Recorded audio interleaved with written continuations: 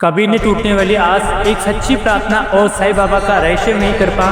जानिए कैसे रतन जी को मिली संतान सुख की दिव्य भेंट। साईं बाबा की अद्भुत और चमत्कारी कथाओं को सुनने के लिए चैनल को सब्सक्राइब करें, बेल आइकन पर क्लिक करें ताकि साईं बाबा की कहानी सबसे पहले आप तक पहुंचती रहे। नांदरे का एक धनाढ़ी व्यापारी नाम था रतन जी शाहपुरा जी वाड़िया। धन संपत्ति, नौकर चाकर, गाड़ियाँ, खेत सब कुछ था उनके पास, लेकिन नहीं था तो एक चीज, संतान का सुख। रतन जी बाहर से बेहद खुशहाल दिखते थे, लेकिन अंदर से उनका मन टूट चुका था। वर्षों से संतान प्राप्ति की इच्छा लिए जी रहे थे, तमाम पूजा पाठ किए, यज्ञ दान पुण्य किए, सब कुछ कर चुके थे, लेकिन कोई लाभ नहीं हुआ था। एक दिन उन्होंने अपनी व्यथा दास गुरु जी महाराज को सुनाई। उन्होंने कहा, अगर कोई तुम्हारा दुख हर सकता है तो वह है श्री साईं बाबा।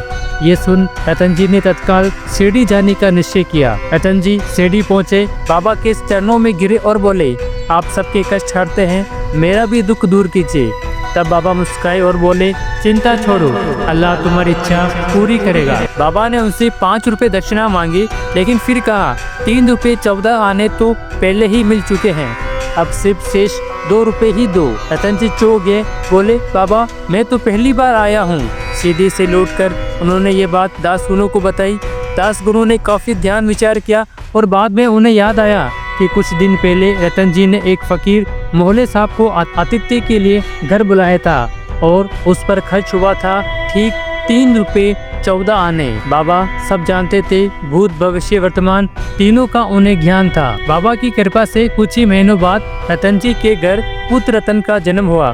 कहते हैं उनके कुल 12 संतानें हुई, पर 4 ही जीवित रही। ये कहानी सिर्फ एक चमत्कार नहीं, एक श्रद्धा और सबूरी का प्रतीक है।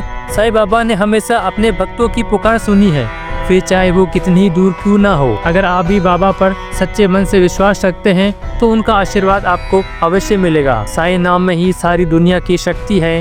ओम साईं राम।